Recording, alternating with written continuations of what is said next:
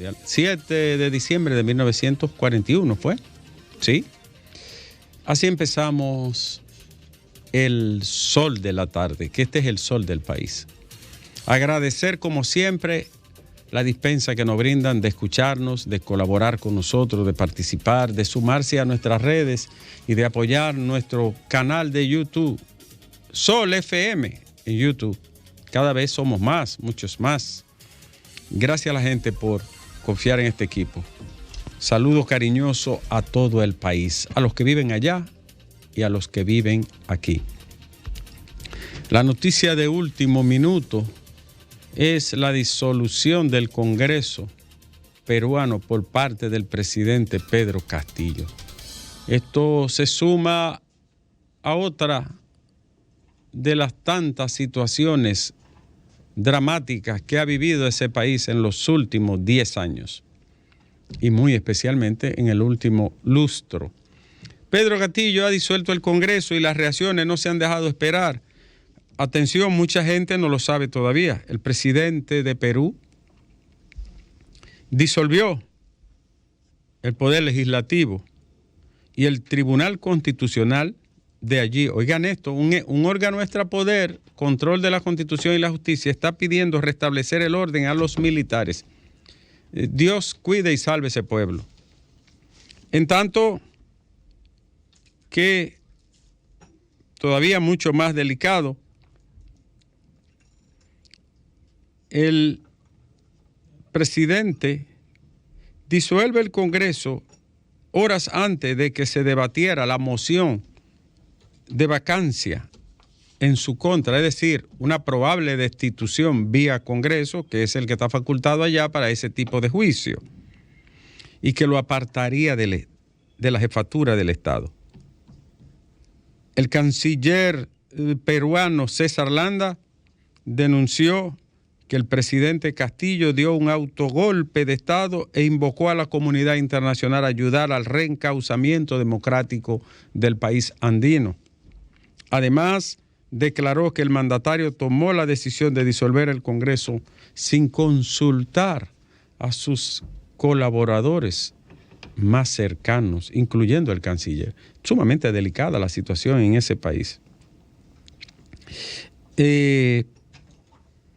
Delicadísimo porque, como todos sabemos, Perú ha vivido en un sobresalto democrático con grandes fracturas, renuncias, golpes, encauzamiento judicial y tensas situaciones electorales en los últimos 3 periodos, incluyendo el suicidio de un expresidente y el apresamiento de 3 expresidentes y uno que no ha podido ser extraditado.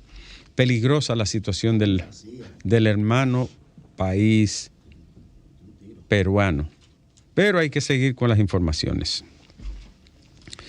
Y una de las informaciones de este día, yo voy a enfocarla para compartir con la gente. Alejandro, brevemente, no quiero alargarme. Cuando un juez decide variar una medida de coerción, la que sea, y cambiarla por otra medida, está actuando en base al derecho. Y eso está contenido en la fórmula o artículo 226-27 del Código Procesal Penal, donde tiene 7 opciones para imponer una medida cautelar. Cuando un juez o tribunal decide el cambio de una medida de coerción, lo hace dentro del marco y el fuero que la ley le faculta. No creo que haya discusión en ese sentido. Amén de que las medidas cautelares como la prisión preventiva, la presentación periódica, la garantía económica, el impedimento de salida, el arresto domiciliario, el grillete que se impone u otra, son medidas que están amparadas en la ley, todas. ¿Por qué la gente considera que la prisión preventiva es la medida más importante? Por nuestra cultura inquisitiva, por la simbología de la cárcel en nuestra psiqui, en nuestro pensamiento, en nuestro desempeño, en nuestra sociedad. ¿Por qué la gente quiere ver a las personas acusadas de casos relevantes tras a las rejas? Porque la gente considera que si los pobres caen presos, ¿por qué los poderosos pueden estar en su casa echándose fresco? En fin, ¿por qué los ciudadanos comunes gritan y exigen cárcel en cualquier estado de causa? Porque la cárcel es un símbolo desdoblado de la justicia y la gente lo interpreta así. Yo no voy a enjuiciar la decisión de la magistrada. Para mí, actuaron en base al derecho y lo hicieron en un tiempo en el que el plazo para la prisión preventiva pudo haber llegado a su límite. Y eso está asentado en el artículo 240 y el 370, numeral 1 y 2, de ambos artículos del Código Procesal Penal. O sea, ¿por qué causa un revuelo que una persona reciba el beneficio de una libertad conculcada y que se le cambie esa limitación de su libertad a otra medida? Causa revuelo por las razones antedichas y por otras que no voy a decir. Yo le voy a señalar algo a la gente que siempre saca filo y especula y dice, oiga lo que yo le voy a decir. Los magistrados que participan en estos casos, Coral G, Antipulpo, son magistrados que no van a entrar en ningún tipo de negociación al margen de la ley y que lo involucre a ellos. Usted puede eso dar por descontado. No entrarían jamás. Y yo tengo testimonios que si eso ocurriera, ellos se van de ahí. Se van. Lo estoy diciendo no como una opinión mía, sino como una confesión. El día que por cualquier interferencia su trabajo pueda ser echado a un lado o denaturalizado, se van de ese puesto. Y lo harían dentro de lo que la misma ley establece, renunciarían. Y se lo estoy diciendo con conocimiento de causa. Eso es uno para la gente que especula. Dos, ¿por qué habiendo tantos presos que ya llegaron al límite de la prisión preventiva, algunos tienen hasta 2 y 3 años, y los jueces, cuando les someten la revisión de la prisión, los rechazan y los dejan preso? Esa es la pregunta que hay que hacerse. No es que estos se beneficien porque sean gente de poder o de influencia. ¿Por qué 14,000 presos casi que tiene la prisión vencida no son beneficiados? Ni los jueces o tribunales, la mayoría, no acogen la limitación ya y el término de la prisión preventiva. Eso es lo que hay que averiguar. ¿Por qué a los hijos de Machepa se le vence el plazo, Alejandro, y sin embargo a la gente de poder se les reconoce como garantía? Yo diría lo siguiente, querido Alejandro. Número 1, tienen mucho dinero y pueden pagar el abogado y presentarse cuantas veces sea necesaria. Número 2, tienen buenos abogados. Número 3, tienen influencia. Número 4, son gentes de poder. Número 5, la impunidad en este país no ha sido vencida y costará mucho tiempo vencerla. Número 6, tienen apoyo en todos los sectores y en todos los costados de la sociedad. Los poderosos que delinquen. Tienen periodistas. Tienen juristas. Tienen pelotilleros, alabarderos, panejeristas, mistagogos, soplagaitas. Tienen gente de poder, tienen editorialistas. Tienen gente en el mismo gobierno y el mismo partido que gobierna. Tienen gente en la iglesia. Tienen apoyo en los sectores populares de los partidos a los que pertenecen. Tienen influencia en todas las esferas de la sociedad. Mientras que un pobre diablo de la Victoria o del 15 de Asua no tiene nada más que un nombre y una cédula. Esa es una razón. Por eso las garantías se reafirman con ellos y se niegan a los miserables.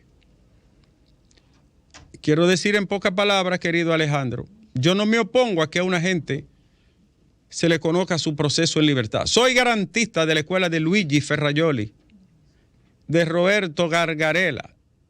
Soy garantista, soy de la escuela de los garantistas dominicanos. Creo que la libertad es la regla, sí. Creo que el proceso puede conocerse con una persona en libertad o con una medida que no le conculque su movimiento o que no le tenga atrás la reja. Sí, lo creo. Bueno, mi tesis es de eso, Alejandro. Ahora, ¿por qué a ellos y no a los Juan y a los Pedro de Calzo? Por lo que acabo de decir.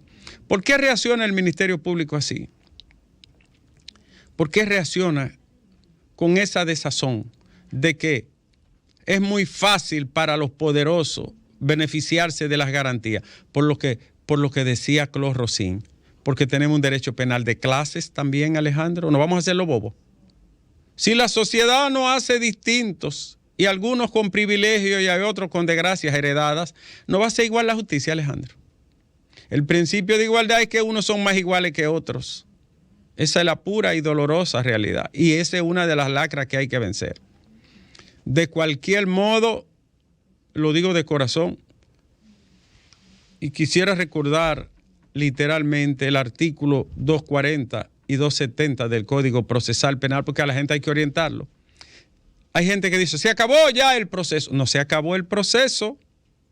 Se terminó la justicia. Pero ¿quién ha dicho que se terminó la justicia? Jueces determinaron que el plazo estaba vencido y que había llegado al límite de la prisión preventiva, 18 meses. ¿Es la verdad? Hay una discusión teórica y dogmática de que no son 18, sino 6 meses más. Eso es una discusión filosófica del derecho. Pero los derechos se interpretan pro homine.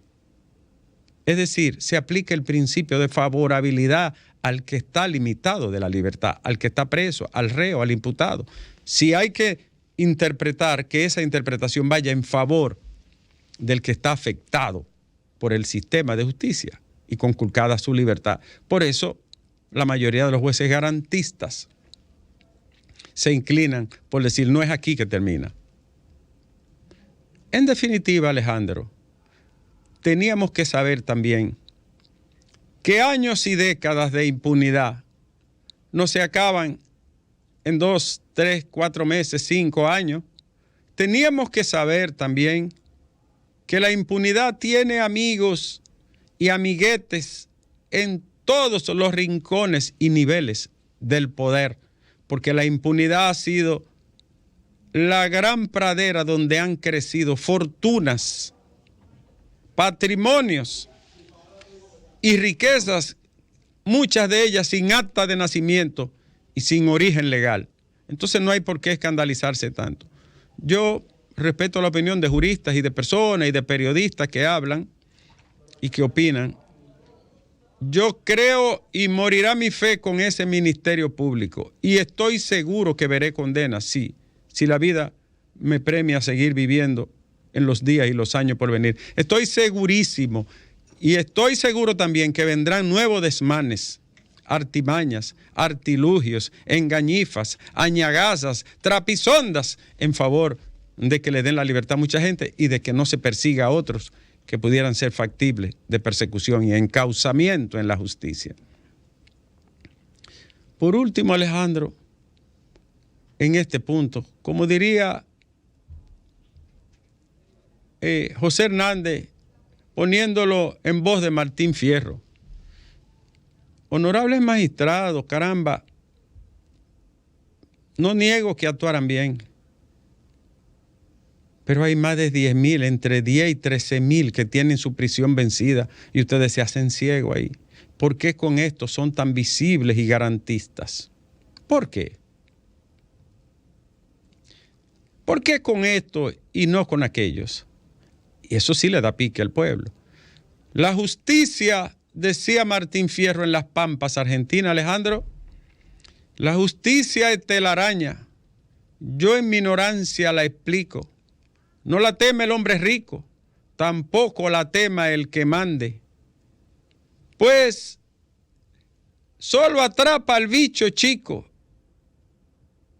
y queda rota por el bicho grande.